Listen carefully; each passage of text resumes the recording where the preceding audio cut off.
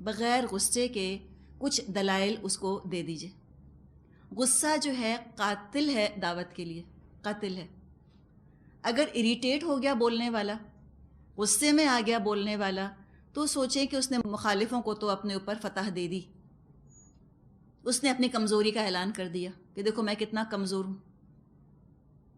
تو یہ کبھی نہیں کرنا. اگر زیادہ آپ کو اریٹیشن اندر آنے لگے، آپ فوراً اندر درود پڑھنا شروع کر دیجئے. اور ضروری نہیں ہے کہ سوال سنتے ہی آپ فوراً پرومپٹ جواب دیں. اپنا وقت لیجئے، سوچئے. کوئی کسی پہ امپریشن تو نہیں ڈالنا نا کہ ہم اتنے بڑے عالم آئے ہیں کہ ہم کو تو ہر سوال کا جواب فرفر آتا ہے. کیا ضرورت ہے؟ آپ کا اچھا میں سوچ رہی ہوں. اگر آپ نے ٹائم لے لیا، آپ نے سوچا، جواب آیا، دے دیا احسن طریقے سے. اب یا تو وہ قائل ہو جائیں گے یا نہیں ہوں گے. اگر وہ نہیں قائل ہو رہے، مزید بحث کے موڈ میں ہیں، آپ بحث کو لمبا مت کھینچیے. جدال کا مطلب یہ ہے کہ ایسا نہ ہو کہ بتاتے بتاتے خود بھی انسان ان خرابیوں کے اندر مبتلا ہو جائے جس کا مظاہرہ سامنے والا کر رہا ہے. کسی نے کہا ہے کہ never argue with a fool, people might not know the difference. بے وقوف سے بہت لمبی بحث نہیں کرنی چاہیے، لوگوں کو پتہ ہی نہیں چلے گا ان دونوں میں سے بے وقوف ہے کون. یہ کوئی ریسلنگ میچ تھوڑی ہو رہا ہے، انٹلیکچوئل ریسلنگ میچ، کہ اس کو پچھاڑ کر ہرا کر ہی چھوڑنا ہے آپ کو. وہ نہیں مانتا، آپ چھوڑ دیں. آپ اکھاڑے میں نہیں کھڑی، آپ ایک بہت معزز مقام پر بیٹھی ہیں. آپ کا اپنا وقار ہونا چاہیے. وہ کٹ بحثی پر اتر آیا ہے، کٹ حجتی کر رہا ہے، آپ وڈرا کر جائیے، آپ پیچھے ہٹ جائیے. آپ کہیے دیکھیے یہ موقع نہیں ہے ان باتوں کا. اتنے سارے لوگ بیٹھے ہیں نا جو سن رہے ہیں، کیا تاثر لیں گے جب دو لوگ آپس میں لڑیں اس طرح سے. تو اس رویے کا آپ کو اظہار کرنے کی ضرورت نہیں. آپ چپ ہو جائیے یا وہاں سے ہٹ جائیے، کوئی ایک کام کر لیجئے. دائی کی جو شخصیت ہے وہ خود بہت اہم چیز ہے دعوت دینے میں. اور جدال کریں سالڈ پروف کے ساتھ. اگر آپ کو یہ کام کرنا ہے دین کی دعوت دینے کا، تو آپ کے پاس علم ہونا چاہیے، قرآن کا، سنت کا، اور کچھ تھوڑا بہت جو لیٹسٹ ریسرچ وغیرہ ہو رہی ہے ان کے مسائل کا آپ کو علم ہونا چاہیے. علم ہوتا ہے غصہ نہیں آتا انسان کو. علم نہیں ہوتا تو ہم اپنی کم علمی پر غصے کا پردہ ڈالنے کی کوشش کرتے ہیں. علم کی کمی کو آواز کی تیزی سے ہم پورا کرنے کی کوشش کرتے ہیں. یہ وہاں ہوگا جہاں علم نہیں ہوگا. اور آپ کو وڈرا کرنے میں قطعاً کسی قسم کی ہچکچاہٹ نہیں ہونی چاہیے. یہ کوئی ایگو کا کلیش تھوڑی ہے، کوئی انا کا معاملہ تھوڑی ہے. نہ آپ کو یہ فکر کرنی کہ اچھا اگر میں نے اس بات کا جواب نہ دیا تو لوگ کیا کہیں گے، لو ان کو تو پتہ ہی نہیں تھا. کہنے دیں، آپ لوگوں کو سنانے تھوڑی آئی ہیں. آپ بلانے آئی ہیں الی سبیل ربک، رب کی طرف بلانے آئی ہیں، رب کے راستے کی طرف. تو رب کا لحاظ رکھیں کہ آپ کتنی اعلیٰ ہستی کی نمائندہ بن کر آئی ہیں. اس کے شایان شان آپ کا عمل ہونا چاہیے، even at your own cost. آپ کو اپنی تھوڑی بے عزتی اٹھانی پڑ جائے، کوئی بڑی بات نہیں ہے، کوئی بڑی بات نہیں اس کے اندر. اس طرح سے جدائی ہونی چاہیے کہ اگلی دفعہ بھی بات کرنے کا موقع برقرار رہے، اگلا جو ہے وہ ضد پہ نہ اڑ جائے. اہل کتاب سے اور غیر مسلموں سے خاص طور پر بحث مناظرے کی ضرورت پڑ ہی جاتی ہے. وہ اپنی بائبل سے کوٹ کر رہے ہوتے ہیں یا اپنی تورات سے یا کسی اور کتاب سے. تو جو غیر مسلموں سے بات کرے، مجادلہ کرے، تو اس کے پاس ضروری ہے کہ ان کی کتابوں کا علم ہو. جیسے آپ نے ڈاکٹر ذاکر نائک کا سنا ہوگا، یہ ہے جادلہم باللتی ہی احسن کی بہترین مثال. کبھی غصہ ان کو نہیں آتا، بالکل ٹھنڈے لہجے میں بات کرتے ہیں اور سالڈ دلیل سے بات کرتے ہیں، سالڈ پروف سے بات کرتے ہیں. یہی انداز احمد دیدت کا ہوا کرتا تھا. وہ بھی اسی طرح مجادلہ کیا کرتے تھے اہل کتاب سے. اور اہل کتاب سے جب بات کی جا رہی ہو، اس میں ایک بات کا خیال رکھیں کہ کبھی ان کو حقارت کا احساس نہ ہو کہ ان کے دین کو ہم حقیر یا گھٹیا سمجھ رہے ہیں. قرآن ہی سے کوٹ کریں لیکن تمسخر نہیں ہونا چاہیے کبھی اس کے اندر. کبھی یہ ان کو احساس نہ ہو کہ they are making fun of us, یہ ہمارا مذاق اڑا رہے ہیں. یہ تو ایک دم چیز ان کی ریلیجس سینسٹیوٹیز کو ہرٹ کر جائے گی نا. جو ان کی مذہبی جذبات ہیں اس پر زد پڑے گی جا کر، وہ تو کبھی بات نہیں سنیں گے.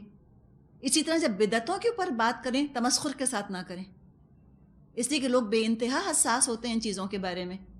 بہت ہی وقار کے ساتھ اور سنجیدگی کے ساتھ ان چیزوں پر بات کرنی چاہیے. دلیل اور اپیل کا انداز ہونا چاہیے, تمسخر کا انداز نہ ہو اس کے اندر. تو اہل کتاب سے بات کرنے میں مجادلہ کرنا پڑ جاتا ہے. دلیل کو دلیل سے کاٹنا ہوتا ہے, جذبات سے نہیں. تو بحث کی شکل پیدا ہو لیکن احسن طریقے سے کرے انسان. فرعون جیسے کی طرف بھی جب موسیٰ علیہ السلام کو اللہ تعالیٰ نے بھیجا تھا تو اللہ تعالیٰ نے فرمایا یہی تھا کہ قولا لہو قولا لینا, تم دونوں اس سے بات کرنا نرم نرم لہجے میں بات کرنا, روڈلی بات نہیں کرنا, بدتمیزی سے بات مت کرنا.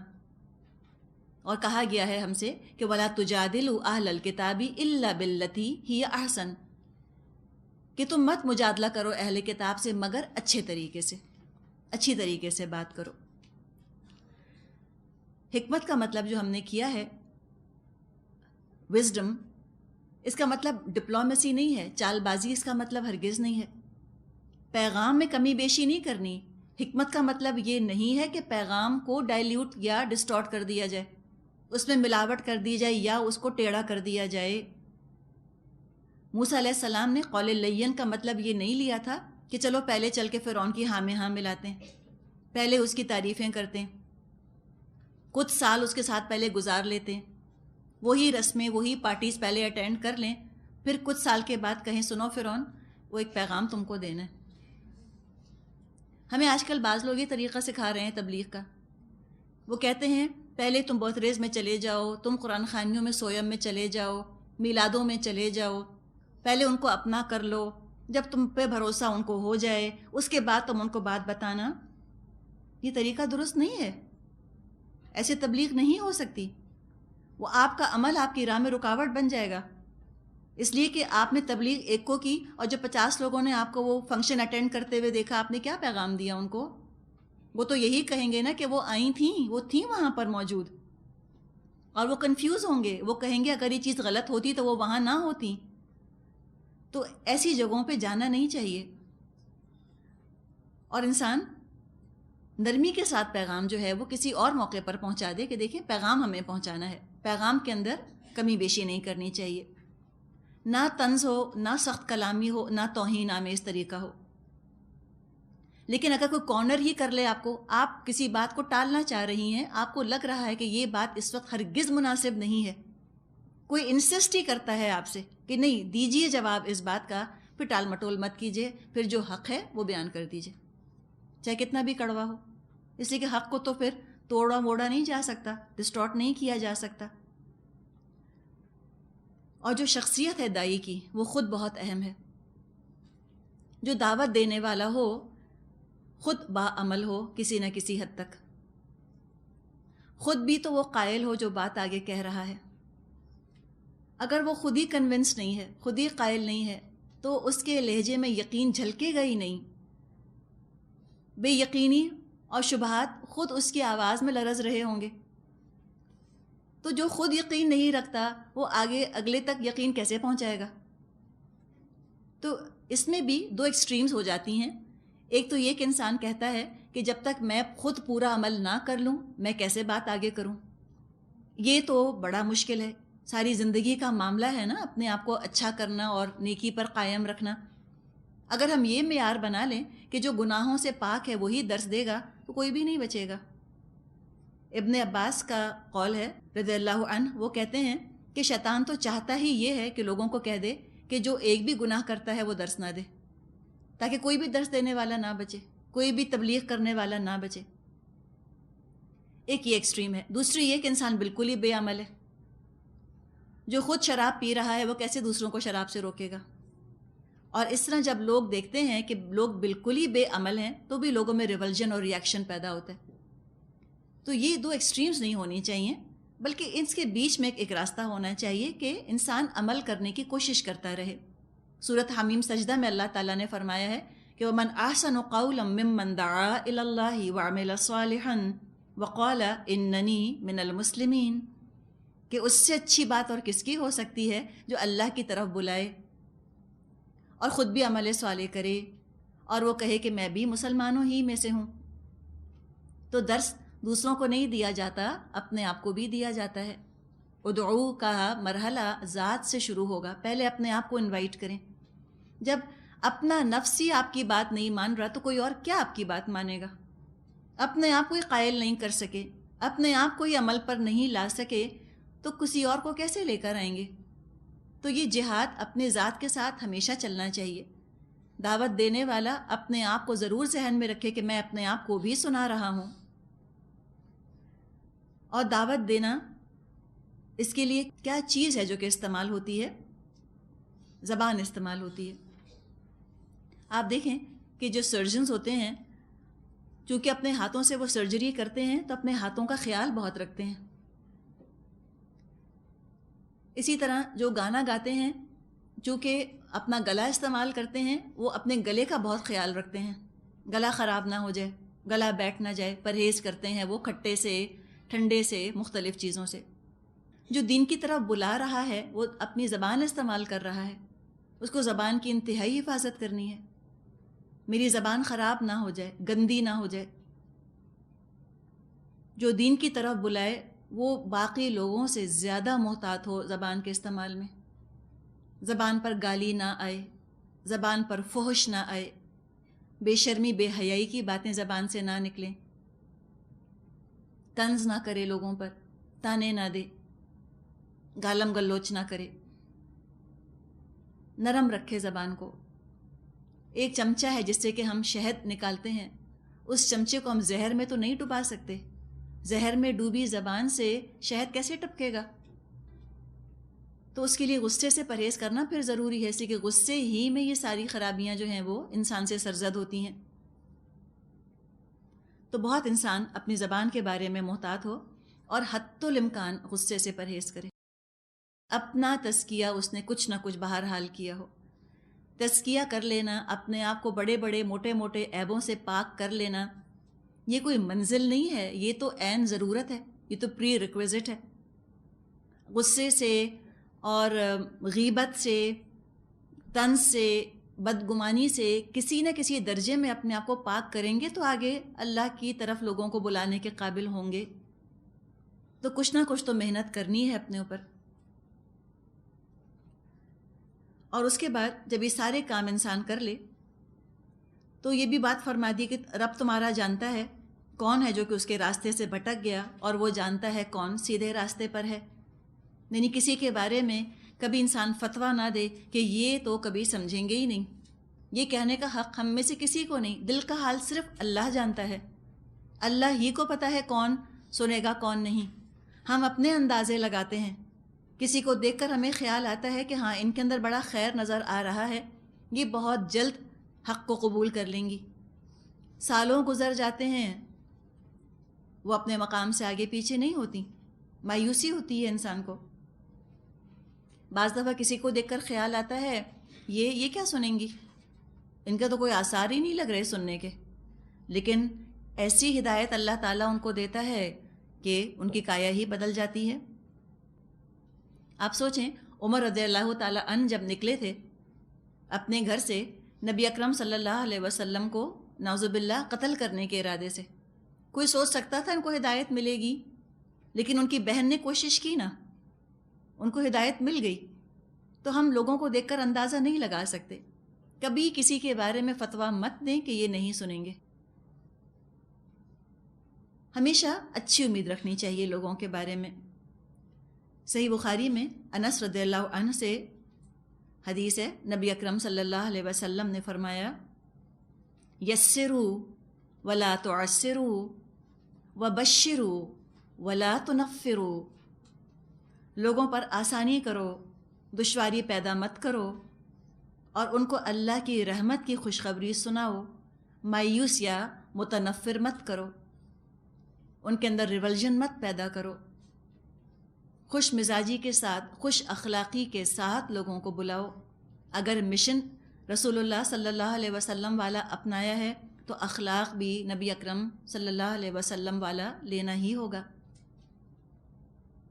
ابن ماجہ میں نبی اکرم صلی اللہ علیہ وسلم کا قول ہے کہ علم دین کو اس غرض سے مت سیکھو کہ اس کے ذریعے دوسرے علماء کے مقابلے میں فخر اور عزت حاصل کرو, یا کم علم لوگوں سے جھگڑا کرو, یا اس کی وجہ سے لوگوں کی توجہ اپنی طرف کر لو، جو ایسا کرے گا وہ آگ میں ہے۔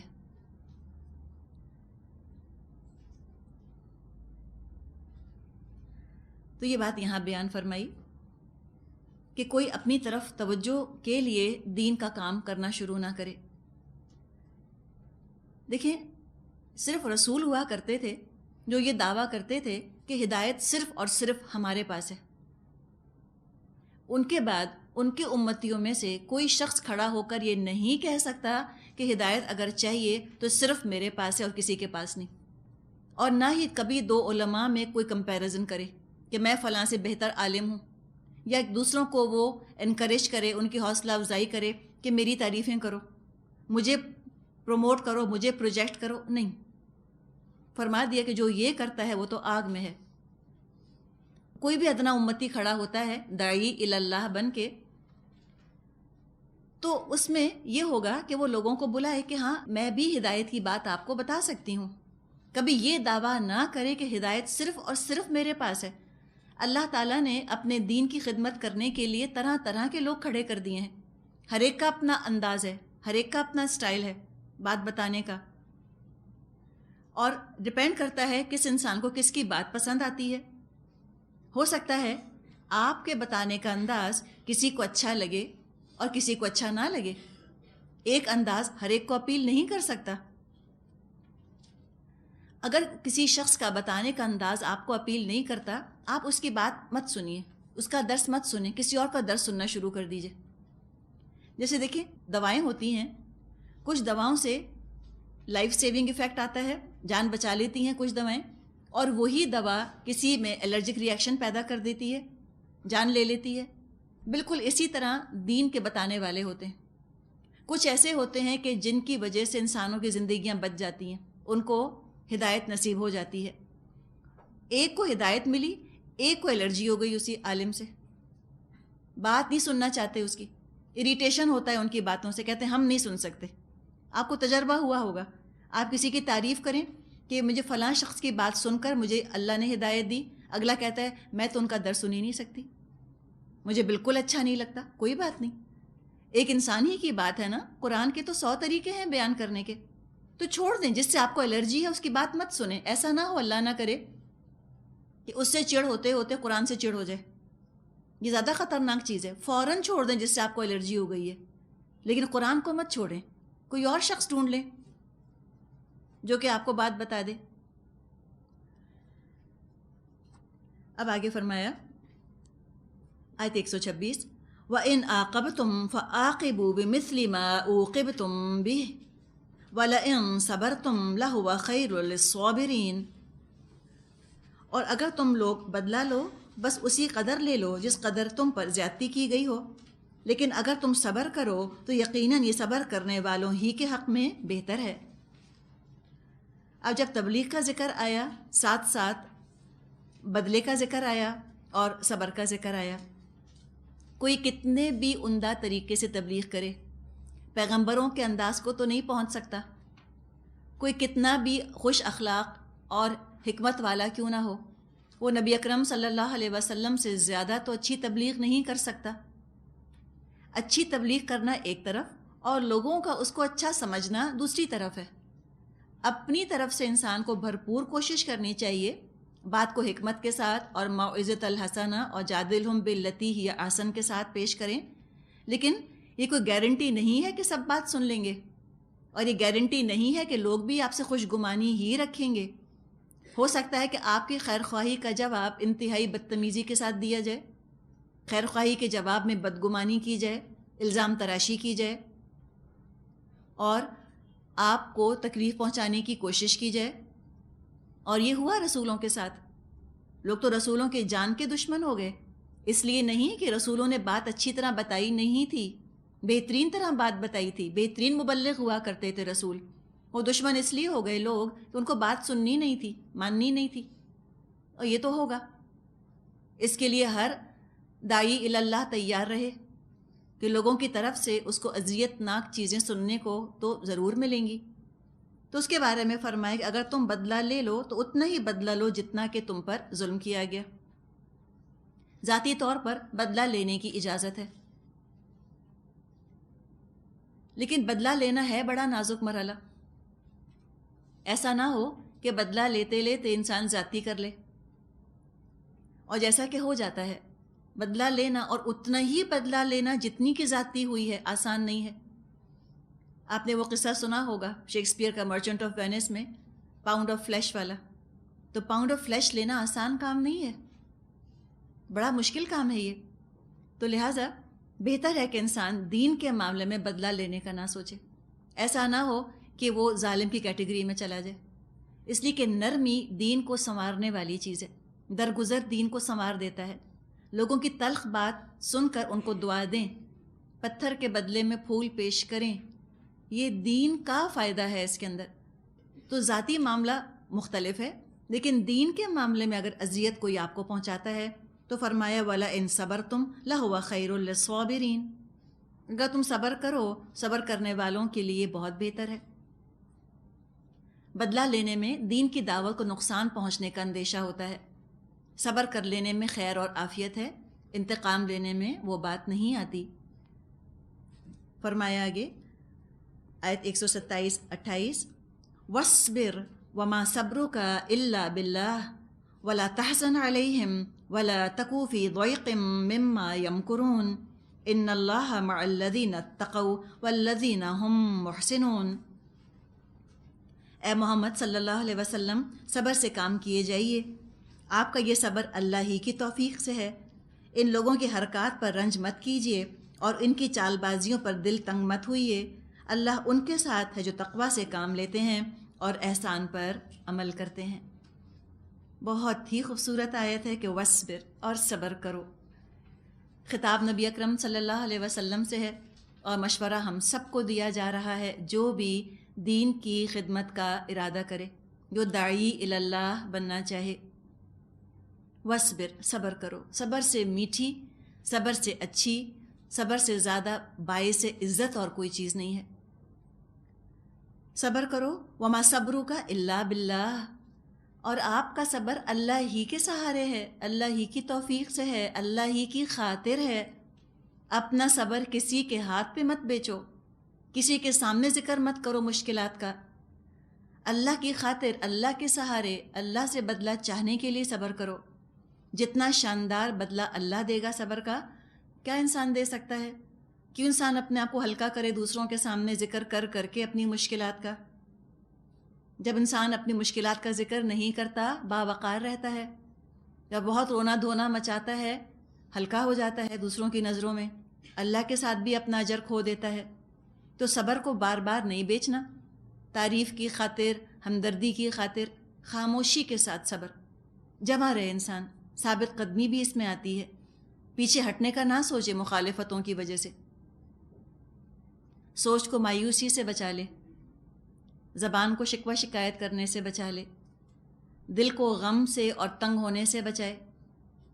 اور جن کے ساتھ وہ تبلیغ کا کام کر رہا ہے، جن کی طرف پیغام پہنچا رہا ہے، ان کی طرف سے یعنی معاملہ کرتے ہوئے ان کے ساتھ کوئی کھچاؤ یا تلخی نہ آئے. سب سے مشکل صبر یہ ہے کہ جو آپ کو برا بھلا کہہ رہے ہیں، آپ اسی طرح ہمدردی سے ان سے بات کیے جائیں. ایک عورت تھی جو نبی اکرم صلی اللہ علیہ وسلم کے دروازے کے آگے کانٹے بچھا دیا کرتی تھی. آپ نکلتے تھے تو آپ کے پاؤں زخمی ہو جاتے تھے. ایک دفعہ آپ اپنے گھر کے دروازے سے نکلے، راستہ صاف تھا. آپ نے فرمایا کیا ہو گیا اس عورت کو؟ آج اس نے کام نہیں کیا مراد ہے اپنا. پتہ چلا وہ بیمار ہے. ہم ہوتے تو ہم کہتے ہم جیسے اولیاء اللہ سے ٹکر لے گی تو یہی ہوگا. ہمیں تو فوراً زوم ہو جاتا ہے نا اپنے بارے میں کہ ہم بڑے پہنچے ہوئے ہیں. ہمارا دل دکھایا، ہم ٹیڑھی آنکھ کر کے دیکھ لیں تو اس کا تو حال خراب ہو جائے. اور جو ہمارے ساتھ برا سلوک کرتا ہے، اگر ہمیں خبر ملتی ہے کہ اس کے گھر میں کوئی غم پڑ گیا، ہم کہتے ہیں ظاہر ہے ہمارا دل جو دکھایا تھا، ہم جیسے اللہ والوں کو تنگ کیا تھا نا. اتنا زوم ہے نا ہمیں اپنے زہد کا اور اپنے مقام کا، کچھ پتہ نہیں حالانکہ اللہ کے یہاں کیا معاملہ ہے. نبی اکرم صلی اللہ علیہ وسلم نے یہ نہیں سوچا کہ اچھا مجھے تنگ کرتی تھی نا اس لیے بیمار پڑ گئی. آپ گئے، آپ نے جا کے اس کا حال پوچھا، اس کی عیادت کی. تو یہ تو لائیو مثالیں ہمارے سامنے موجود ہیں. ہم اس نبی کی امت ہیں. انک لعلی خلق عظیم، اے نبی آپ تو اخلاق کے بہت عظیم درجے پر ہیں. ہم کیسے بد اخلاق ہو سکتے ہیں؟ سوچیں تو. اب بد اخلاقی کے ساتھ تبلیغ کیسے ہو سکتی ہے؟ غصے کے ساتھ تو تبلیغ ہو نہیں سکتی، بدتمیزی کے ساتھ تبلیغ، روڈنس کے ساتھ تبلیغ ہو نہیں سکتی. ایک سروس انہوں نے شروع کی ہے، ٹیلی فون سروس، اس کو کہتے ہیں فرام کرٹ ٹو کرٹیس. تلخیق سے جو کرٹ بات کرتے ہیں نا، شارٹ اور ٹکڑا توڑ بات کرنا، وہ نہیں کر سکتا مبلغ. کرٹسی نہایت ضروری ہے، نرمی سے بات. تو یہ یعنی کہ گالی کے جواب میں پھول پیش کرنا بہت بڑی چیز ہے. گالی کے جواب میں دعا دینا، یہ تو کرنا ہے. صبر کرو. ولا تحزن علیہم، فرمایا آپ غم مت کیجئے ان پر. یہ ہے دائی کا دل. دکھ ہوتا ہے اس کو کہ بات کیوں نہیں سن رہے. اگر شاید ہم سے بات کرنی ہوتی، اللہ تعالیٰ فرماتا ولا تغضب علیہم، غصہ مت کرو ان کے اوپر. ہم تو جلتے ہیں اور غصہ کرتے ہیں اندر، اور ہم کو اتنا بس نہیں چلتا کہ ہم کیا کر دیں لوگوں کا. یہ طریقہ تبلیغ کا نہیں.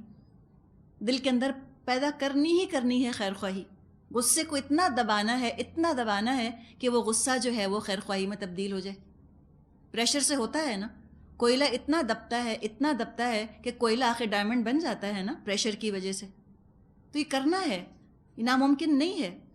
شروع میں تو انسان کا مزاج بہت تیز ہوتا ہے. جو دعوت نہیں دے رہا ہوتا دین کی طرف، وہ تو اپنی مرضی کا مالک ہے. جو چاہا اس نے بول دیا، جس طرح چاہا مزاج کا اظہار کر دیا. دعوت دینے کی ذمہ داری ایک دفعہ آ جائے تو ٹھہراؤ کے بغیر تو گزارا نہیں. کرنا ہی پڑتا ہے، دبانا پڑتا ہے اپنے مزاج کو. انسان کو غصہ زیب نہیں دیتا دعوت دینے والوں کو. تو وہ ہو جائے گا انشاءاللہ تعالی. فرمایا آپ مت غم کریے ان کے اوپر، اور آپ دل مت تنگ کیجئے ان کی چالوں کے اوپر. اللہ مدد کرنے والا ہے. اللہ ساتھ ہے ان لوگوں کے جو تقویٰ کرتے ہیں، متقی ہیں. اور متقی کون؟ جس کے دل میں اللہ کی محبت اور اللہ کا خوف ہو. اللہ کی معرفت رکھنے والا ہی تو متقی ہوتا ہے. ہم نے اپنے سفر کا آغاز اسی سے کیا تھا، اللہ کی معرفت. انجام بھی اسی سے ہو رہا ہے. تقویٰ کرو. اور والذین ہم محسنون، اور وہ لوگ جو کہ محسن ہوتے ہیں، خوبصورتی کے ساتھ کام کرنے والے. دل کے جذبات بھی بہت خوبصورت ہیں، اندر سے بھی خوبصورت ہیں، اندر بھی خیر خواہی ہے، اور الفاظ بھی بہت خوبصورت ہیں، انداز بھی بہت خوبصورت ہے، مشن بھی بہت اعلیٰ ہے. اور اپنے محسن، اپنے رب کی خاطر کرنے والے ہیں، وہی تو ہیں محسن. اللہ تعالیٰ سے دعا ہے کہ اللہ تعالیٰ واقعی ہمیں یہ حکمت دے، اور اللہ تعالیٰ ہم سے اس طرح سے کام کروا لے، ہمیں اس طرح کام کرنے کی توفیق عطا فرمائے، احسان کی منزل پہ اللہ ہم کو پہنچا دے. سبحانک اللہم و بحمدک، نشہد ان لا الہ الا انت، نستغفرک و نتوب الیک. السلام علیکم ورحمۃ اللہ وبرکاتہ.